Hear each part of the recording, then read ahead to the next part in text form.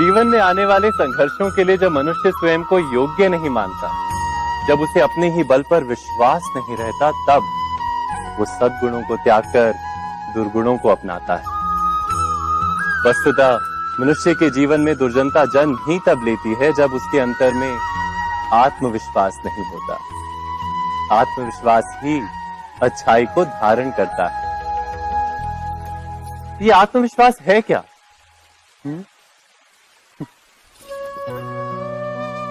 जब मनुष्य ये मानता है कि जीवन का संघर्ष उसे दुर्बल बनाता है, तो उसे अपने ऊपर विश्वास नहीं रहता। वो संघर्ष के पार जाने के बदले संघर्ष से छूटने के उपाय ढूंढने लगता है। किंतु जब वो ये समझता है कि ये संघर्ष उसे अधिक शक्तिशाली बनाते हैं, ठीक जैसे व्यायाम करने से देह की शक्ति बढ़ती, तो प्रत्येक संघर्ष के साथ उसका उत्साह बढ़ता है। अर्थात आत्मविश्वास और कुछ भी नहीं, मन की स्थिति, जीवन को देखने का दृष्टिकोण मात्र है। और जीवन का दृष्टिकोण तो मनुष्य के अपने वश में होता है। स्वयं विचार कीजिए।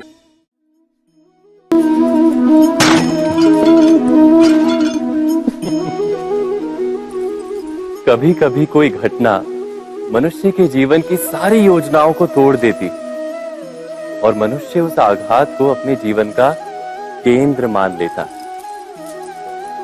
पर क्या भविष्य मनुष्य की योजनाओं के आधार पर निर्मित होते हैं? नहीं। जिस प्रकार किसी ऊंचे पर्वत पर सर्वप्रथम चढ़ने वाला उस पर्वत की तलाई में बैठकर जो योजना बनाता है, क्या वही योजना उसे उस पर्वत की चोटी तक पहुंचाती है? नहीं।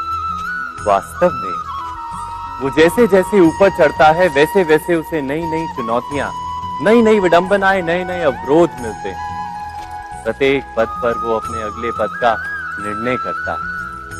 प्रत्येक पद पर उसे अपनी योजनाओं को बदलना पड़ता है। कहीं पुरानी योजना उसे खाई में ना ढकेल दे। वो पर्वत को अपने योग्य नहीं बना पाता, केवल स्वयं को पर्वत के योग्य बना सकता है। क्या जीवन के साथ भी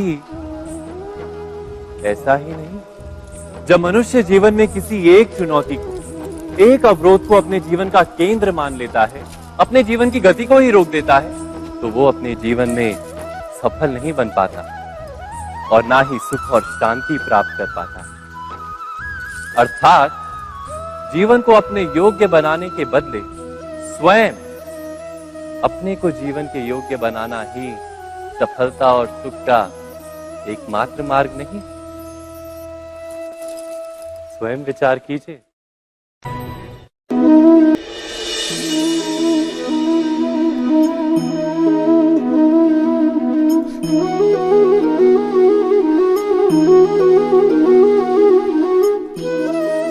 जीवन का हर क्षण निर्णय का क्षण होता है। प्रत्येक पद पर दूसरे पद के विषय में कोई निर्णय करना ही पड़ता है और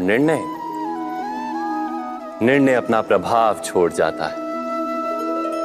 आज किए गए निर्णय भविष्य में सुख अथवा दुख निर्मित करते हैं, ना केवल अपने लिए, अपने परिवार के लिए भी, आने वाली पीढ़ियों के लिए भी। जब कोई दुविधा सामने आती है तो मन व्याकुल हो जाता है, अनिश्चय से भर जाता है। निर्णय का वो क्षण युद्ध बन जाता है और मन बन जाता है युद्ध भूमि। अधिकतर निर्णय हम दुविधा का उपाय करने के लिए नहीं, केवल मन को शांत करने के लिए लेते हैं। पर क्या कोई दौड़ते हुए भोजन कर सकता है? नहीं। तो क्या युद्ध से जूझता हुआ मन कोई योग्य निर्णय ले पाएगा? वास्तव में शांत मन से जब कोई निर्णय करता है तो अपने लिए सुखद भविष्य बनाता है। किंतु अपने मन को शांत करने के लिए जब कोई निर्णय करता है तो वो व्यक्ति भविष्य में अपने लिए कांटों भरा वृक्ष लगाता है। स्वयं विचार कीजिएगा।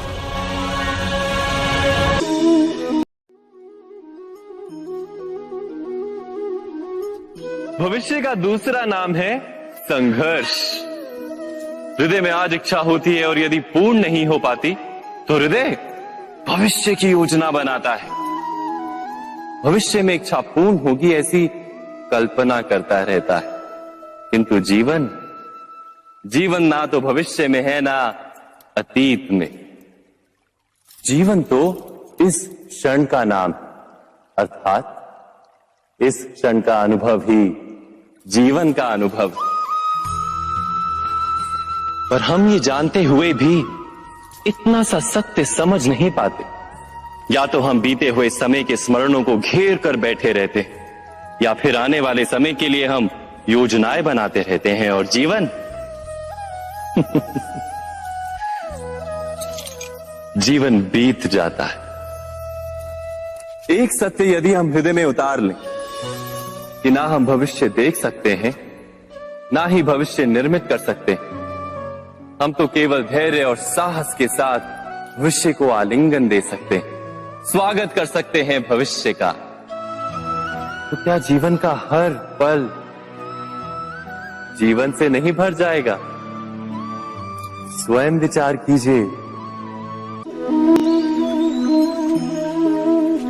सबके जीवन में ऐसा प्रसंग अवश्य आता है कि सत्य कहने का निश्चय होता है हृदय में, किंतु मुख से सत्य निकल नहीं पाता। कोई भय मन को घेर लेता है। किसी घटना अथवा प्रसंग के बारे में बात करना, या फिर स्वयं से कोई भूल हो जाए उसके बारे में कुछ बोलना, क्या ये सत्य है? नहीं, ये तो केवल तथ्य है। अर्थात जैसा हुआ था वैसा केवल बोल देना सामान्य सी बात है। किंतु कभी कभी उस तथ्य को बोलते हुए भी भय लगता है। कदाचित किसी दूसरे की भावनाओं का विचार आता है मन, दूसरे को दुख होगा ये भय भी शब्दों को रोकता है। तो ये सत्य क्या है? क्या हमने कभी विचार किया है? जब भय रहते हुए भी कोई तथ्य बोलता है तो वो सत्य कहलाता है। वास्तव में सत्य कुछ और नहीं, केवल निर्भयता का दूसरा नाम है। और निर्भय होने का कोई समय नहीं होता, क्योंकि निर्भयता आत्मा का स्वभाव है। अर्थात क्या प्रत्येक क्षण सत्य बोलने का क्षण नहीं होता?